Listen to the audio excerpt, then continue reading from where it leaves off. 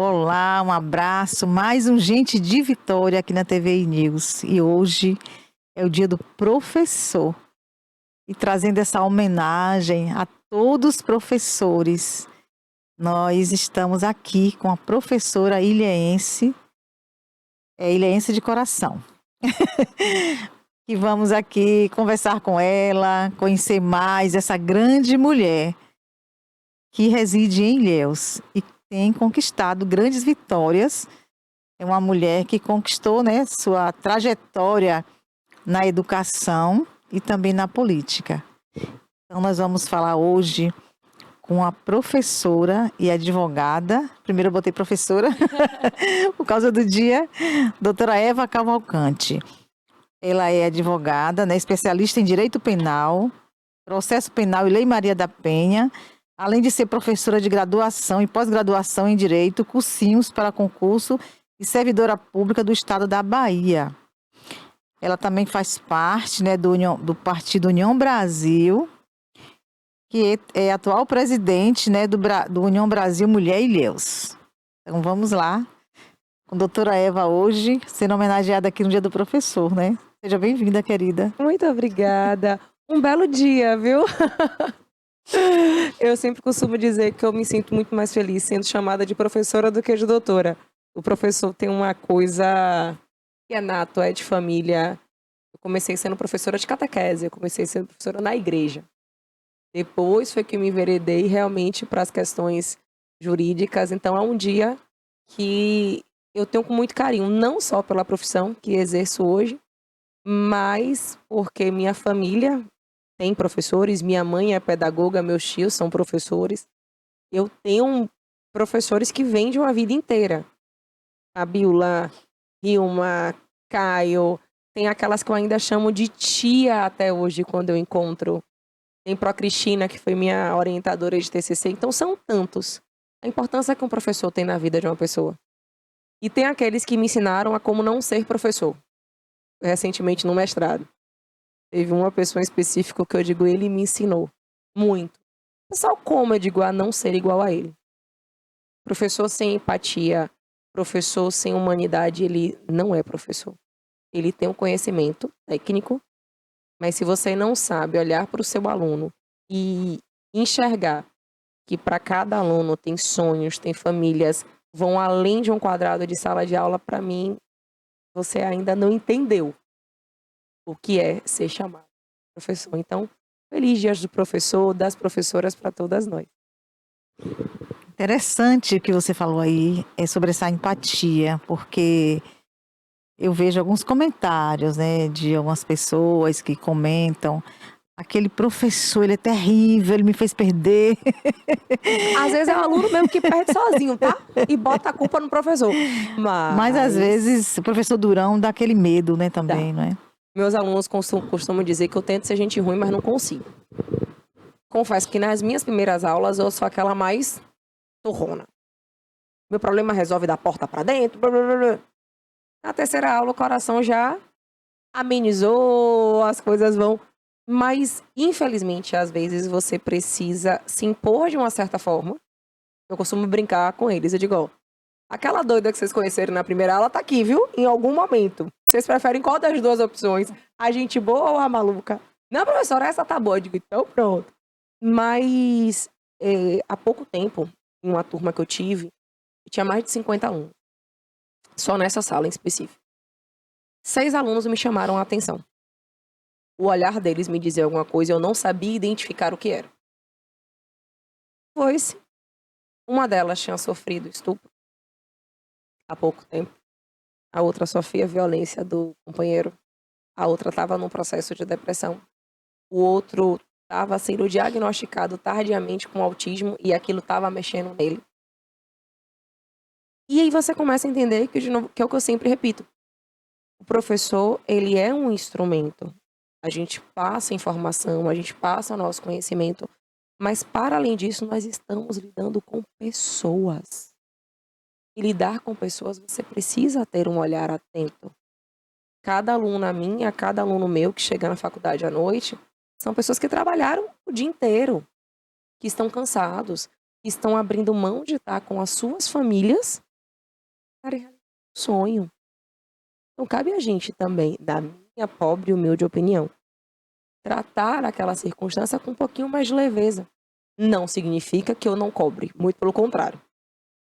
Eles sabem que quando tem uma mesmo que ela dizer, meu Deus do céu, é prova de Evani, eu não vou dormir hoje.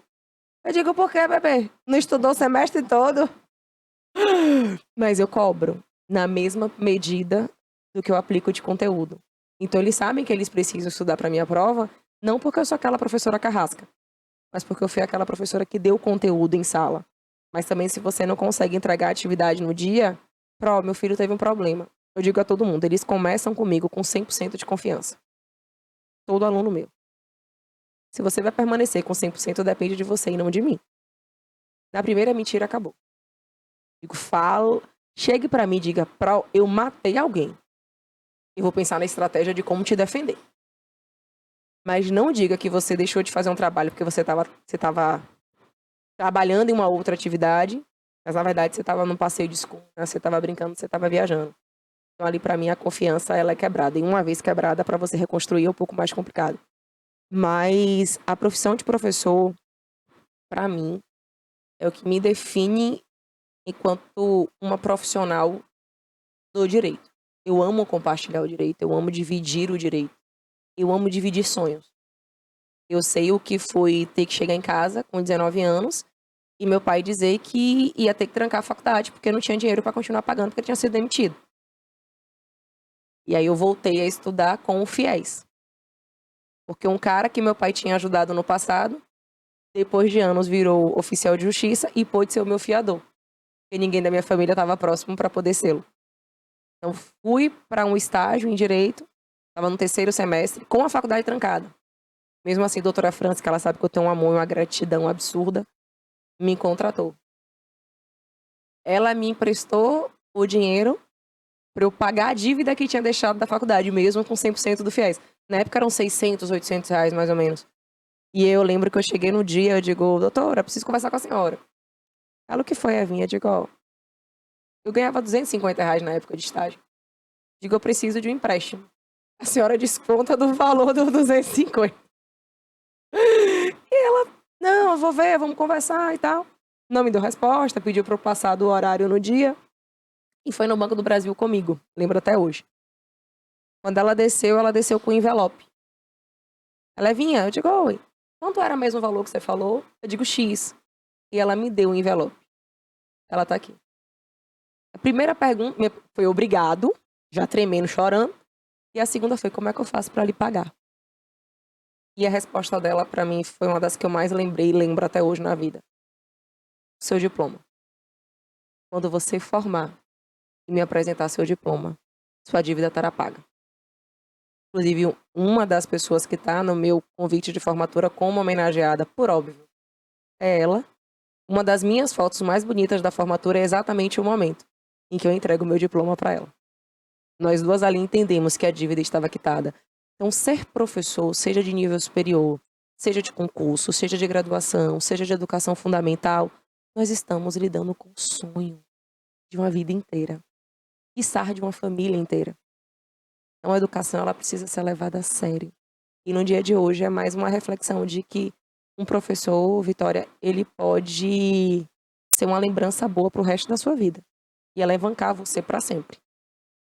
Ao mesmo tempo que a palavra de um professor ou de uma professora pode acabar com a vida de alguém. E todas as expectativas de sonho futuro. Então, é uma responsabilidade muito grande. Então, novamente, feliz dia a todos nós. Que maravilha, que exemplo você trouxe agora aí. Porque assim como você também estava passando por aquela situação, você poderia perder uma prova com a cabeça ali preocupada. Como era que você ia conseguir aquele dinheiro? E não só por falta de estudo. Não por falta de estudo, de interesse, Exato. mas pelo emocional que estava abalado. Exato. Então entender o outro é muito bom, né? É necessário. Até a gente mesmo... não tem como viver em sociedade sem tentar entender. Nem a gente às vezes se entende, quem dirá. Verdade, não puxar o tapete pro outro, não... Saber lidar, né? Saber lidar. Saber lidar, olhar com empatia. Isso é muito bom. Eu acho que hoje tem se mudado mais. As atitudes têm sido melhores, os olhares têm sido melhores, até por conta que se você vai falar com um juiz, ele também teve dificuldade. Se você vai falar com o promotor, ele teve dificuldade para se formar, então ele transmite aquilo ali. Exato. Ele transmite em força, em estar perto do aluno. É a humanização da educação. A educação, ela não tem mais como ser robotizada. Ela precisa ser humana, faz diferença. O professor físico faz a diferença. O olhar, o carinho, o abraço. Agora mesmo, há pouco tempo, uma das minhas alunas que tinha sofrido depressão, ela foi pra sala, vi todo mundo e não a vi. Eu digo, oxe, cadê fulana? Aí uma das pessoas veio conversar comigo, ô, Pro, não quer vir não. Digo, me dê o número dela que eu vou mandar mensagem pra ela. Ah, tá todo mundo conversando. Eu falei, mãe, pode deixar. Quando eu cheguei em casa, eu digo, oi, como é que você tá? Eu nunca mais lhe vi, não sei o que ela. Quem é? Eu digo, sua professora. Ela, ô, Pro, a senhora tá bem? Eu falei, tô bem, e você, mulher? Como é que você tá? Que nunca mais lhe vi. Tô sentindo, e realmente eu tava sentindo falta dela na sala. Ela, Pro, tá difícil, eu acho que eu não vou conseguir terminar. E aí foi conversando. Na outra segunda, quando eu cheguei pra dar aula, ela tava lá na sala. E não faltou mais nenhuma aula desse dia pra cá. Eu digo, pronto, dever cumprido do semestre. Então, é além do que a gente, pelo menos pra mim, vai muito além, do que só chegar e compartilhar conteúdo. Muito além. É você formar cidadãos também, É você formar. colaborar, né? E a gente aprende muito mais do que ensina. Cada aula é um aprendizado. Cada aluno é um aprendizado. E isso é incalculável. E não é financeiro. O professor é uma cachaça gostosa. A gente gosta de dar aula. Não tem jeito. Não tem jeito. É uma cachaça que a gente é apaixonado e não vive sem. É por isso que o professor é tão importante. Muito. Muito importante. Aí de mim, se não fossem os meus professores. Tanto da escola quanto da vida. Quando eu acho que estava na 3ª série, tínhamos uma professora chamada Tia Régia. A escolinha, Tia Régia ia ter que sair da escola, porque ela ia para um outro colégio. Eu fui a cabeça da greve. 3ª série, eu estava com 8 anos de idade. Nós fizemos uma greve na escola, porque queríamos Tia Régia. Aí juntou todo mundo na escadinha, com praguinhas e gritando, queremos Tia Régia, queremos Tia Régia. E é uma coisa que todo mundo lembra até hoje.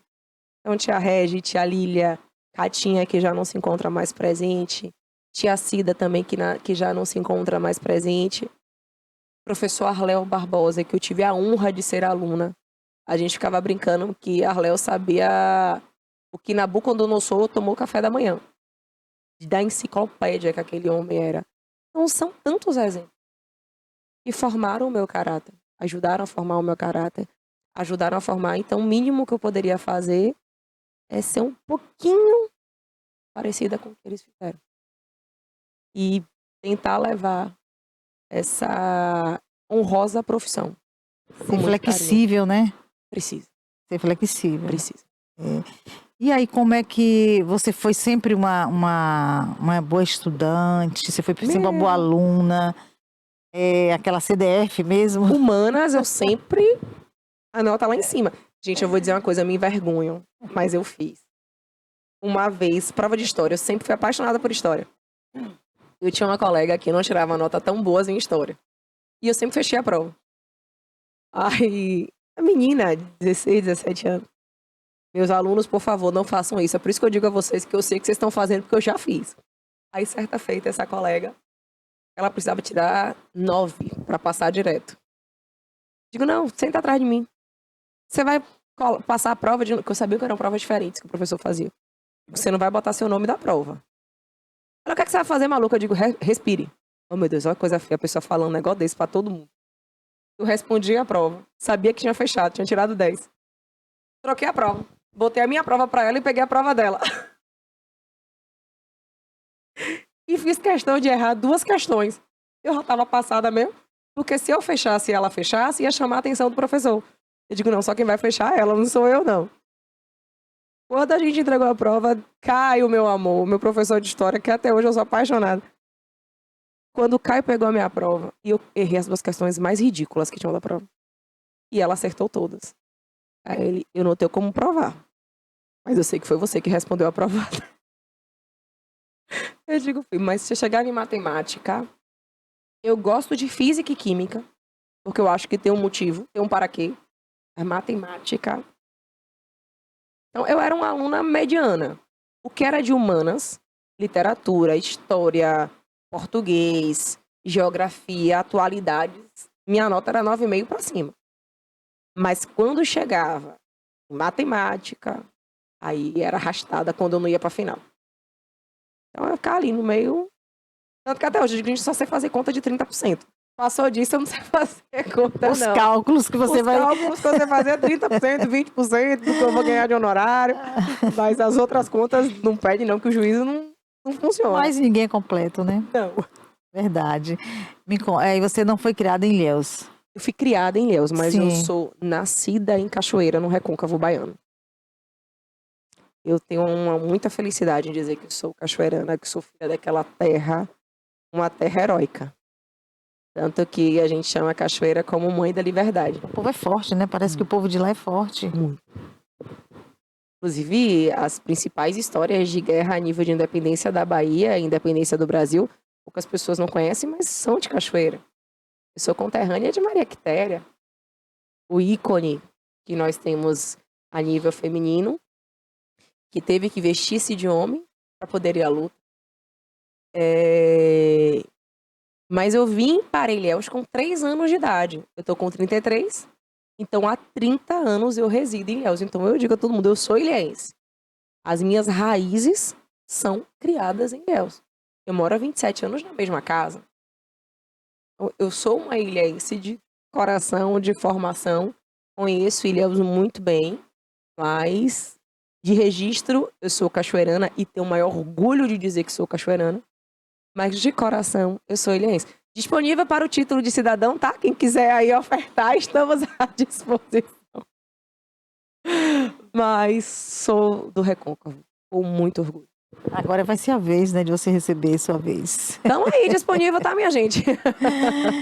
E sua família tá em Ilhéus? Minha família Seus mora em Ilhéus. pais, irmãos? Meus pais residem em Ilhéus. Minha irmã caçula é nascida em Ilhéus. E meu irmão, o do meio, Iago, mora em Cruz das Almas. Mas também foi crescido em Ilhéus. Tanto eu quanto ele somos nascidos em Cachoeira. Mas meu irmão saiu de Ilhéus com 21 anos, 19 anos para fazer faculdade. E ficou por lá mesmo. E quem veio primeiro? Foi o direito ou foi você está na área de ensino, né, professora? Direito. Ou veio tudo junto? Como é que foi isso? O ensino veio da catequese. Eu fui professora de crisma. Assim como minhas tias, que são professoras, começaram dando aula na igreja. Então, meus primeiros ensinamentos de professora foi na sala de aula, enquanto catequista de crisma. Porque meu pai não queria deixar meu irmão ir. Eu digo, não, então tá bom, eu vou. Aí eu virei catequista de crisma para meu irmão poder fazer a crisma. Que meu pai achava que ele não ia para a igreja, que ele ia estar no oba-oba com os meninos. Então, para ter a certeza que meu irmão estava indo para a igreja, eu digo, não, eu vou. E fiquei durante 5 anos. E, paralelo a isso, o direito. Então, o direito, para mim, foi o divisor de águas. Divisor. Com 15 anos, eu já sabia que eu queria seguir a carreira dentro do direito. Sem ter alguém que você fosse assim, seguir na família? Não. Eu sou a primeira advogada da família. Advogada a primeira. Eu tenho primos que fizeram direito, mas a figura feminina do direito eu não tinha.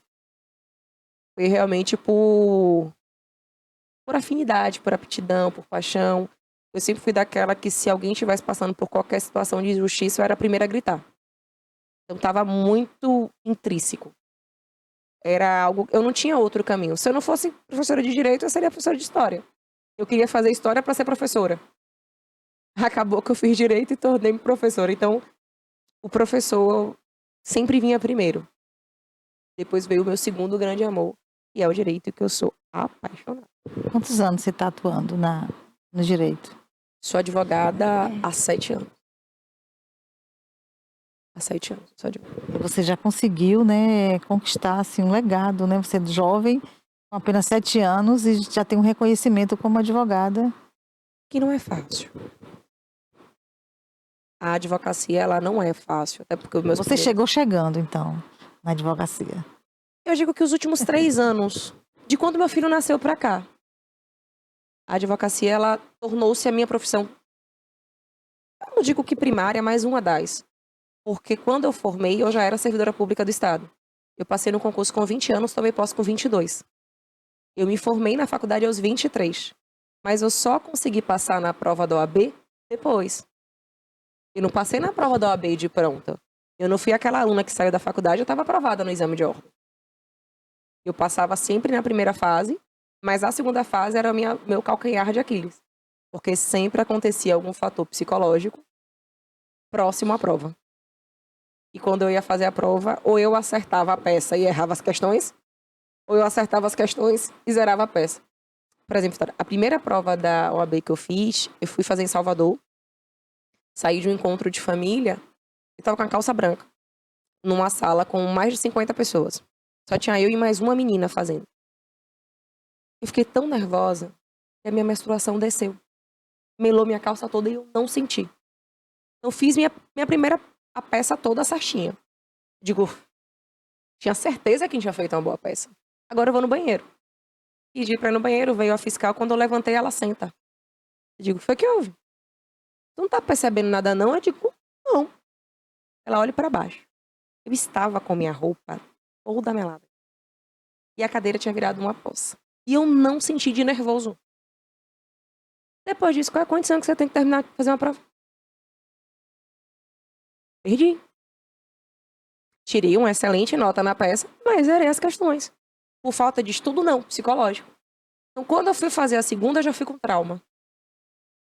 Aí tomei pau na segunda de novo. Zerei, fui pra primeira fase novamente. E aí, segunda, tive um problema pessoal, na época com meu pai, inclusive. Já fui com psicológico no pé. Na quarta prova, eu digo, não. Também, se eu não passar agora, eu desisto. Foi quando eu passei. Foi quando eu consegui controlar o meu psicológico. Então, essas fases do direito, elas não foram fáceis. Mas, ao mesmo tempo, eu digo a todo mundo, eu hoje agradeço a Deus por eu ter perdido tantas vezes. Porque eu posso chegar para os meus alunos e dizer, tá tudo bem. É normal, é humano você chegar lá. Quando eu falo, a senhora passou de primeira na OAB, eu digo, não, eu passei na quarta. Isso não impediu de ser a profissão que sou. Então, tudo aquilo que a gente acha que é ruim, calma. Pode ser o que vai te dar autoridade no processo. Pode ser o que vai te dar autoridade para poder falar com os outros, ensinar ao outro, dizer, ei, eu consegui. Você também pode. E não tem problema algum. Não se culpe, não se julgue. Hoje, a minha atuação em direito penal foi justamente porque eu perdi várias vezes na OAB em penal. Vim passar em constitucional.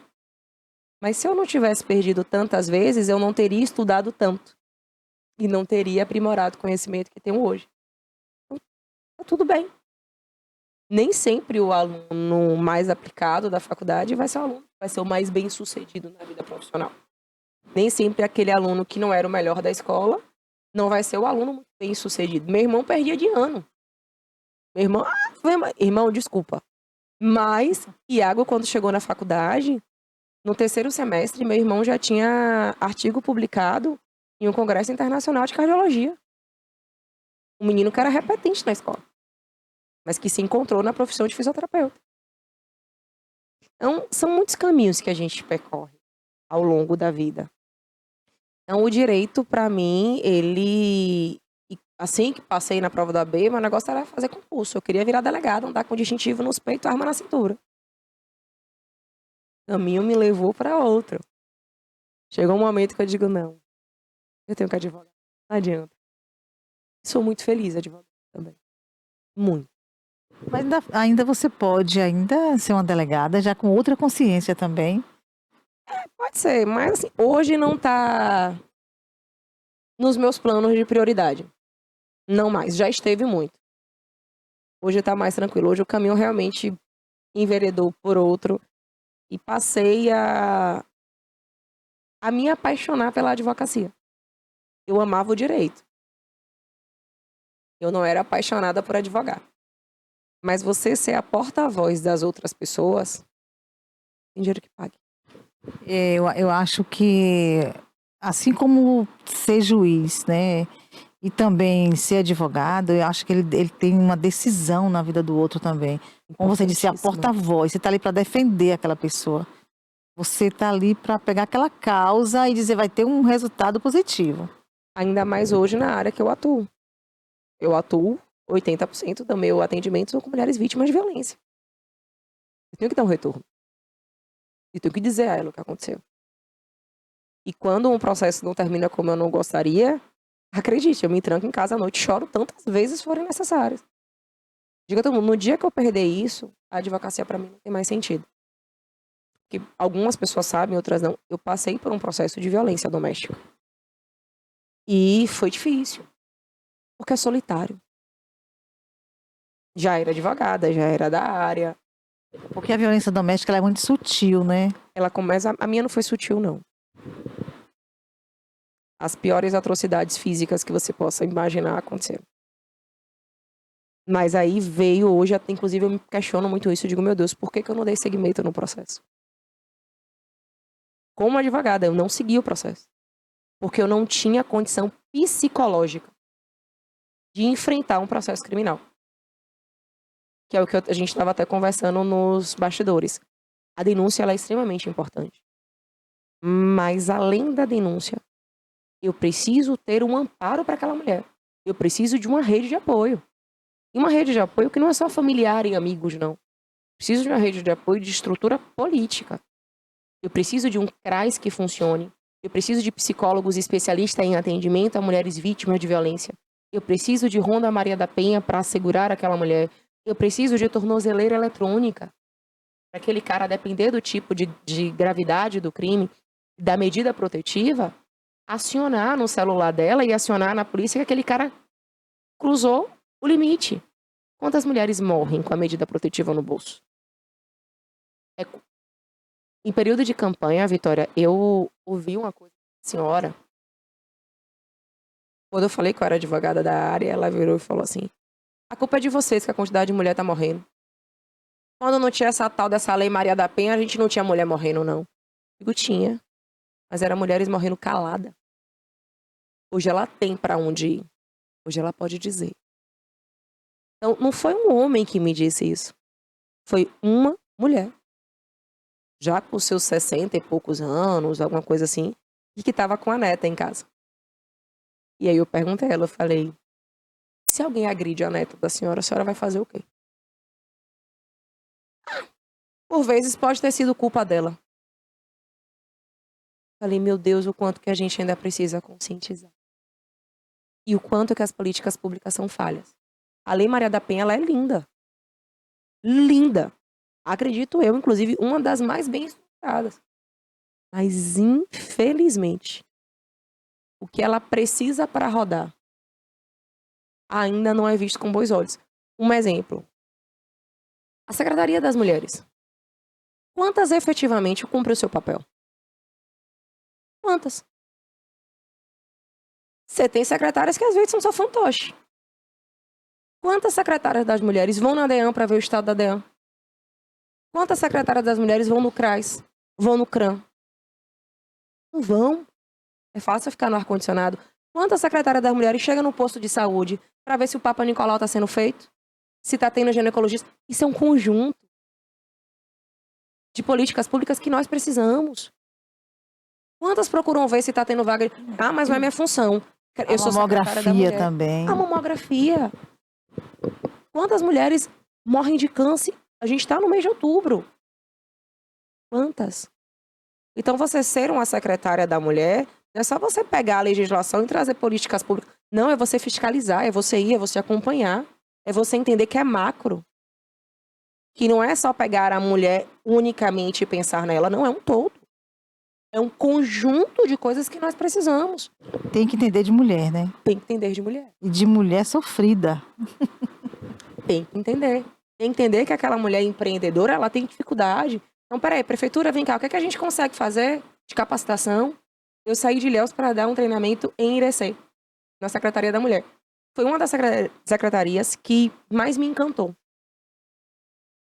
A secretária... A Irecê funciona, Muito, não é? muito. Eu acho que é aquela Meirinha. Meirinha, minha grande amiga. Meirinha, ela bota a Secretaria da Mulher para funcionar. Todo dia tinha curso diferente de capacitação, gratuito. Nós temos cidades que nem secretarias têm. Quantas secretarias vão junto ao governo do estado para efetivar as políticas públicas destinadas a Maria da Penha? Tem verba, tem orçamento. Falta, na minha opinião, comprometimento. A gente não tem, principalmente secretarias como essas, colocar pessoas por colocar. Precisamos de pessoas técnicas, que saibam do que está falando, que vão para a briga, que entendam as dores da mulher, que sabe o que é pegar um ônibus cheio e você ser importunada. Porque você está em pé, a pessoa passa se roçando. Que sabe que é você chegar numa delegacia e você não tem a cadeira para sentar porque a cadeira está quebrada. Não tem um local para as crianças brincarem. Porque às vezes a mulher, quando ela vai com os filhos. Prestar queixa e não tem onde deixar. As pessoas esquecem que existem mulheres que vão prestar depoimento que não tem vestes. As roupas foram queimadas. A casa foi trancada, ela não consegue, o cara deu fim na roupa. Ninguém lembra de fazer doação de roupa para esses ambientes. Para ela, para a criança. Então, quando a gente fala de mulher, a gente fala de violência, ela é tão ampla. Vai muito além do que a gente escuta nas TVs, que a gente escuta no rádio, que a gente escuta em rede social. Ela é muito mais intrínseca. Ela é muito necessária esse combate. E eu sou uma defensora árdua de que secretarias das mulheres precisam e devem ser compostas por mulheres técnicas, por mulheres com serviços prestados e por mulheres, como você bem disse, que entendam mulher e não só um cabide de emprego. Senão a gente vai continuar a contar. Verdade, com certeza. Eu acho que Ilhéus e Itabuna já precisa dessa referência. Já chegou, já Urgente. passou. Já passou. O índice de criminalidade, o índice de condutas e de violências contra nós, mulheres, nesse eixo Ilhéus e Itabuna é absurdo. É absurdo. Mas a culpa não é da polícia apenas. Como você falou, uma referência em Irecê, aí, uma cidade... Meirinha. É, Meirinha, eu digo grande mulher, mas Meirinha é uma mulher que sofre de... Não é sofrer, perdão, o termo não é esse. Nanismo. Ela tem um nanismo, desculpa o termo sofrimento, perdão. Fui realmente ali equivocado. Mas Meirinha, ela tem um nanismo. Mas é uma mulher, minha gente. uma grande mulher. Não tem condição aquilo não. Eu queria trazer Meirinha em Itabuna, mas ela falou, mulher, à distância. A distância. Ela até me mandou mensagem anteontem. Ela, amiga, vamos marcar alguma coisa pra fazer em Ilhéus? Eu digo, aí, Vitória, tá vendo? Já podemos pensar naquele projeto que a gente tava conversando. Ótimo. Trazer Meirinha. Ótimo. Ela até me disse qual foi a data que a agenda dela tá disponível.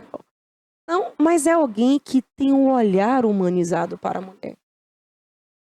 Ela atende a mulher com carinho. Ela tem amor pelo que ela faz. E quando eu vi a sala, gente, de Irecê da Não precisa ser grande, né? Não precisa. Não, literalmente. Só grande de coração. Só grande de coração. A sala, na verdade, a casa que a Secretaria da Mulher de Irecê funciona, não tem luxo, mas tem funcionalidade. Não adianta eu ter uma fachada bonita se nenhuma mulher entra naquele local. Não adianta eu estar no bairro nobre se a mulher que precisa não tem acesso. Não. E pra mim, Meirinha é uma referência. Ela é uma referência do que nós podemos fazer enquanto mulheres quando dão o cargo certo para a pessoa certa. Aí o trabalho flui. Aí o trabalho desenvolve com muita maestria. É porque quando você faz um trabalho para a mulher, resplandece. Aparece mais. Muito. Porque você vai ter um resultado impactante na sociedade, na cidade e na vida das pessoas, né? Nas famílias. Nas famílias. com isso é um ciclo. O ciclo de violência, ele é um ciclo que a mulher, ela perde a subjetividade. Ela deixa de se reconhecer como mulher. Da mesma forma que o ciclo de políticas públicas efetivas, ela também gira. E ela gira para o bem. É uma forma da gente combater. Um exemplo. Na nossa região, nós não temos berçários municipais. Não tem.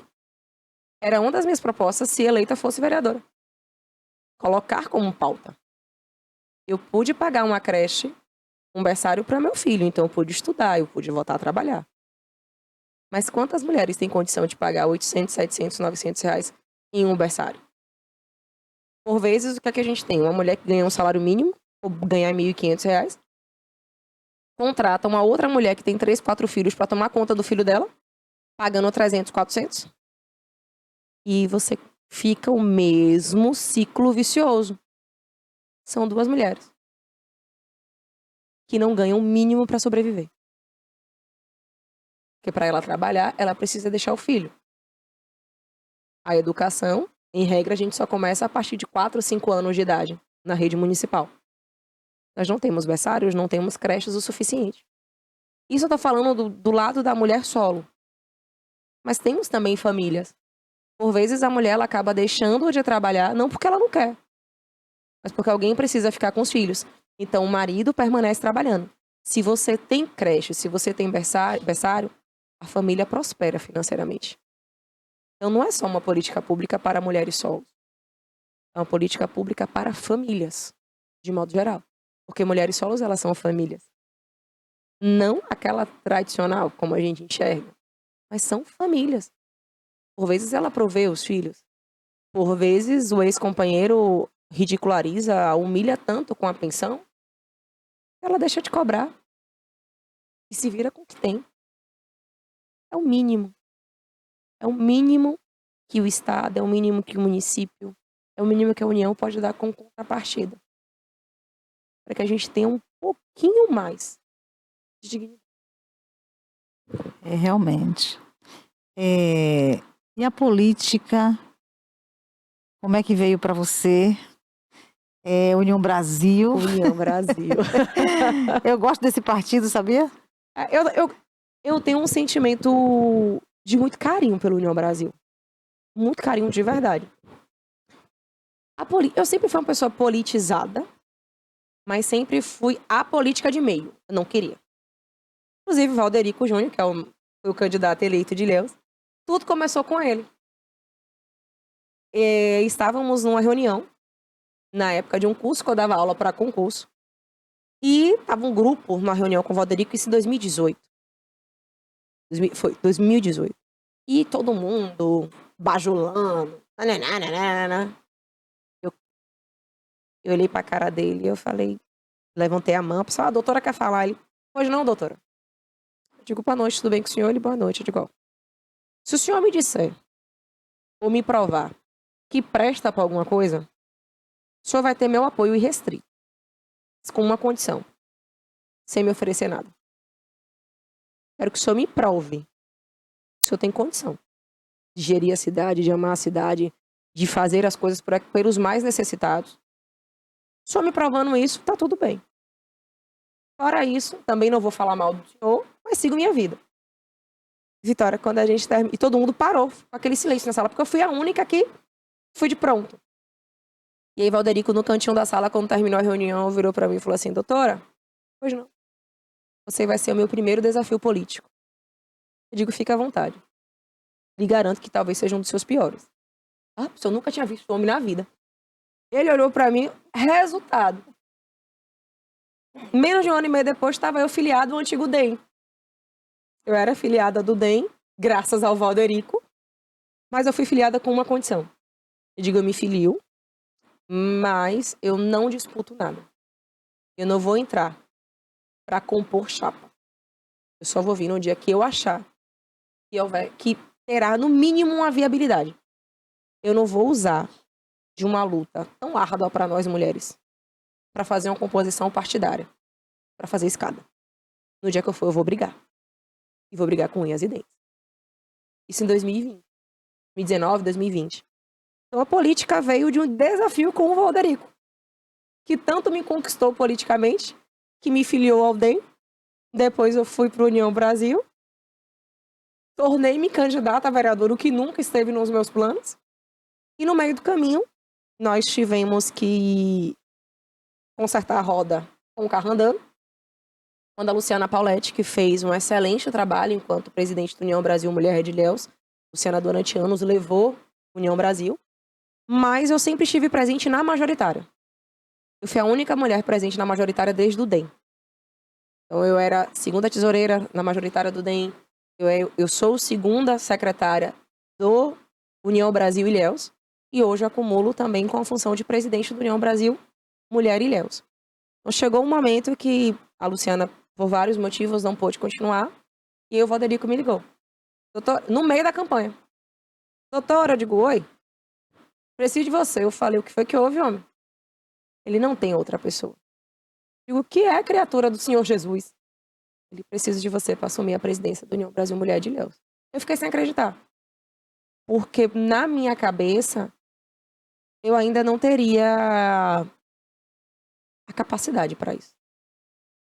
Eu nunca me imaginei como presidente de um partido mulher, de um partido Você tem grande. sensibilidade, é isso que importa. A competência veio, a gente foi. E eu disse a ele, eu falei, você sabe que vai ser problema, né? Ele, eu sei. É por isso que eu quero você. Tanto que, por vezes, eu parei minha campanha para cuidar de todas. Tem uma das fotos, uma das mais bonitas da campanha, Vitória. Em algumas caminhadas que nós estávamos, alguns candidatos, infelizmente, não respeitavam o nosso espaço. E ficavam empurrando a gente para ficar na linha de frente. Na primeira caminhada, eu não estava aqui, eu tinha ido para Cruz das Almas, a formatura da minha primeira turma, que inclusive eu fui professora homenageada da turma. Então não podia estar. No grupo do WhatsApp, as meninas, Eva, eu digo, o que foi? Os homens tudo empurrando a gente hoje. A gente não conseguiu ficar na frente. Eu digo, é mesmo? Olha, na próxima eu tô. Vamos ver quem que vai empurrar. Aí você vê que tudo isso aí você tem que resolver. Tudo. Até esses detalhes. Até esses detalhes. Me chamaram de maluca por eu ter criado um grupo das candidatas. Nós tínhamos mais de 30 mulheres no mesmo grupo. Você é maluca? Eu digo, não, é um local de fala delas. Precisamos falar, precisamos conversar, precisamos nos unir. Quando alguém diz, não recebi a verba, aí prontamente eu digo, pera que eu vou lá resolver, vou ver o que foi que aconteceu.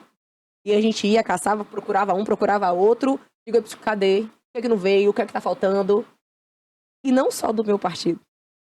De todas as meninas da coligação. Porque quando a gente assume, para mim, uma função dessa, vai além de mim. Vai além apenas do União Brasil. Eram as mulheres da coligação. E aí, na segunda caminhada que nós estávamos, quando os meninos começaram a empurrar, a gente fez uma corrente humana. Eu digo, me dá um braço. O que é que você vai fazer? Eu falei, dá o braço. Uma outra. Aí a outra eu falei, dá o braço. Fecha aqui todo mundo. E a gente fez uma corda de caranguejo. Eu falei, eu quero ver um passar aqui agora. Eva encrenqueira, eu digo, me olha pra cara. Eu digo, eu só tenho cara de patricinha, meu amor. Patricinha a gente não é, não. Mas entra pra ganhar. Entro pra ganhar. Eu falei, ninguém vai tirar o lugar que é nosso. Vocês são grandes, vocês conseguem ficar atrás.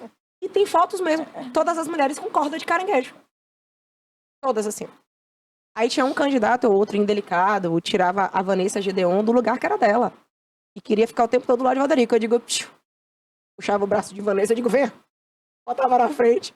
Eu, por vezes, até mesmo o Ian ficava brincando. Ele, eu preciso pegar imagens suas. Relaxa, cadê você? Eu digo, não dá, o meu instinto protetor é mais forte do que eu. Aí uma certa feita, até a própria Thaís Paula, Thaís ficou mais pra trás. E eu procurei e falei, cadê Thaís?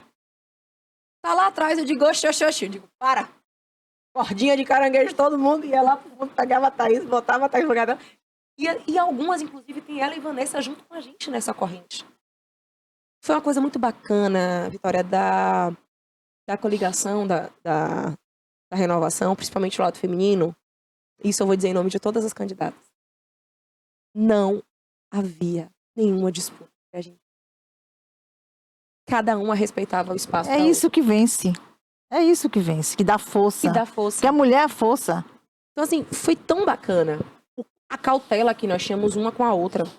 Você já bebeu água? Alguém que chegava com a água dividia para todo mundo. Não era só sua água. Não era só sua comida. Cadê o material que não chegou de todo mundo? Uma ficava brigando com a outra, perguntando onde é que tá. Brigando no sentido assim, de cobrar para que chegasse o material. Chegou o material para todas. Nós fomos a coligação que primeiro chegou o material para todos os candidatos. E todas as candidatas. Isso é respeitar. Isso é dar condição. Isso é dizer que a política é um lugar nosso. Sim. Nós somos mulheres de um partido voltado para a direita. O União Brasil foi o partido que todo mundo recebeu a mesma quantia. Todas as mulheres. Independente de ter sido testado ou não. Eu, enquanto presidente, recebi o mesmo valor das demais. Das que vieram pelo fundo partidário. Aquelas que tiveram alguns outros acordos ou outros. A gente sabe que tem alguns acordos e que possam ter uma maior viabilidade. Você acaba tendo um fundo partidário um pouco maior e que vem ordem de Salvador, nunca é interno. Mas nenhuma candidata do União Brasil, nenhuma, você receber. É uma das brigas nossas. Começou a chegar para um, chegar para outro, eu digo, vem cá. Juntamos eu e o Valderico, a gente travou a agenda para tentar entender o que é que tinha acontecido. Então, o Valderico, ele é muito solícito mesmo. As causas femininas. Isso eu não posso falar o contrário. Não teve uma demanda nossa. Da coligação como um todo, seja do União Brasil, seja dos outros partidos. E Valderico não tenha abraçado, não tenha tomado a dores. Tanto que nós fizemos, Vitória, uma coordenação feminina. A gente começou a entender que faltava alguma coisa na campanha. As meninas estavam soltas, as mulheres estavam soltas. Eu digo, vem aqui. E nós tivemos uma sala disponível, a gente quase não usou essa sala. Nós tivemos uma sala disponível para a coordenação feminina da campanha, onde todas as mulheres foram abraçadas. Assim que a Vanessa veio, acho que na mesma semana, se não me falha a memória, nós fizemos o evento de acolhimento para todas as candidatas e para a Vanessa, para ter o sentimento de pertencimento. Não era só você ser candidata. Você tinha que se enxergar como candidata. Você tinha que se enxergar como mulher que pode fazer a diferença. Você tinha que se enxergar como parte da nossa equipe, do nosso processo. Então, tivemos 3 eventos para mulheres em todo esse período de campanha. Primeiro de acolhimento, depois nós tivemos a Mulheres pela Renovação, que foi coordenado pela doutora Thaís Paula, e posteriormente também nós tivemos um café da manhã de todas as candidatas na casa do Valderico, onde podemos conversar, podemos trocar experiência. Então, foi muito gostoso. E o mais legal é que algumas já chegaram a falar comigo. Eva, digo, oi, manda a ficha de filiação que eu vou me filiar à União Brasil. Eu digo, opa, vamos. Então, existe a possibilidade daqui a um tempo de nós termos um grande número de mulheres e agora fica o desafio. A campanha passou. Agora o desafio de mantermos as mulheres envolvidas no processo político. Aliás, nós só tivemos 2 mulheres eleitas. Nós não temos mulheres pretas na Câmara de Vereadores. Não temos mulheres indígenas na Câmara de Vereadores. Precisamos romper esses paradigmas. E com isso, precisamos trazer às mulheres esse sentimento de pertencimento. Não importa se você é da linha esquerda ou da linha direita. Extrema direita ou extrema esquerda. Precisamos de mulheres envolvidas nos processos políticos. Quanto mais mulheres, mais igualitário ficam. E para mim um outro ponto importante, estando no poder, eu não preciso ser tão ferrenha a ideologias apenas partidárias. Eu preciso entender que eu sou a voz de milhares de mulheres. Eu não tenho que estar ali apenas pelo que meu partido pensa. Eu tenho que entender que eu sou a representatividade de um conjunto de mulheres que não conseguiram chegar lá. Um exemplo que às vezes a gente esquece. Eu só esqueci o nome dela agora. O Dia dos Professores foi uma mulher negra, preta, na verdade, que cada um dá uma nomenclatura, de Florianópolis. Tornou-se deputada. Era professora. E colocou como Dia dos Professores. Dia 15 de outubro. Olha a importância da mulher nos processos. Então, a gente precisa estar envolvido em todos. Então, foi uma honra muito grande quando eu recebi o convite. Eu fiquei surpresa. que eu não esperava. Não imaginei que meu nome estaria disponível para tal função. Mas acredito que com toda a humildade. Tive meus momentos de falha, mas acredito que a gente conseguiu desenvolver um projeto bom. Tanto que as eleições passaram. O grupo de candidatas continua. E a gente se fala todos os dias. Eu acho que a sementinha foi plantada. Agora é permanecer. O elo, e também tem pessoas que elas, mesmo quando passam uma eleição, elas continuam no partido, agregadas ali. Tem gente, quando elas não têm esse envolvimento, não quer nem saber depois. Não. Vira as costas para a política. Mas eu creio que todas elas vão continuar, né, com esse afeto, porque a política é isso também. É isso. Eu tenho imagens da campanha que meu filho tá na minha cacunda. Não tinha com quem deixar, vai fazer o quê? Falei, bora. A outra, a Cris, andando com o filho, com a filhinha dela do lado. Mulheres sendo mulheres num processo. Não deixamos de ser mãe, não deixamos de ser namorada, não deixamos de ser esposa, não deixamos de ser filha, não deixamos de ser amiga. A gente só acumula mais uma coisa. Porque a política faz parte. Faz parte. E as mulheres têm que se despertar a isso. Precisamos. E precisamos ir mesmo para ganhar, para brigar.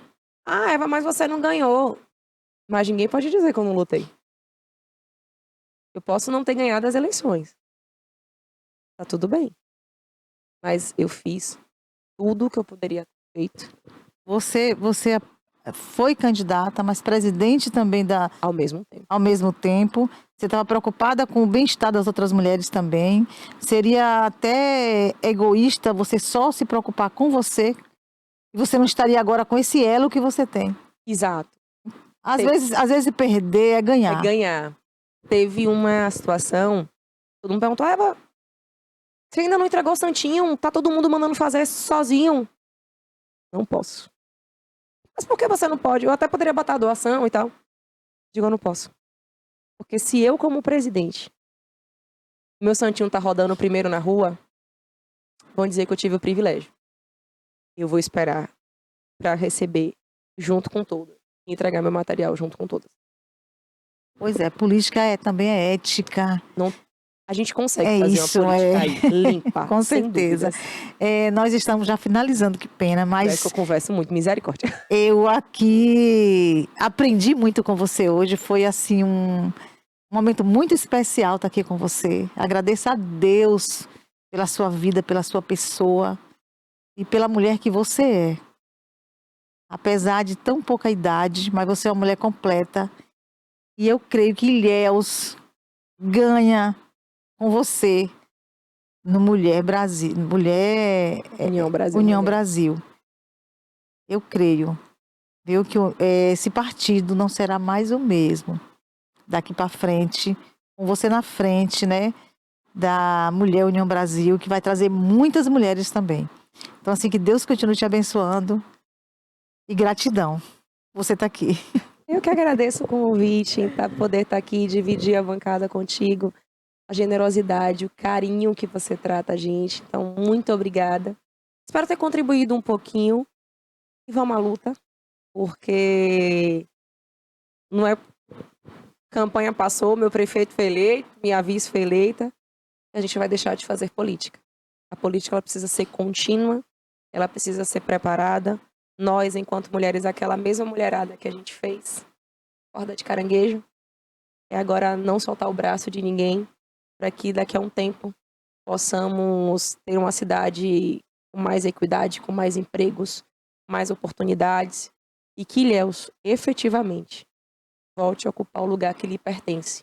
E para além de Ilhéus ocupar, que os ilhéenses, os de coração, que é o meu caso, e os ilhéenses natos, eles voltem a ter o sentimento de pertencimento à cidade que é tão bonita. Obrigada, gente. Obrigada, Vitória. Obrigada a você também, a vocês que estavam aí conosco no Gente de Vitória, e até na próxima programa, se Deus quiser.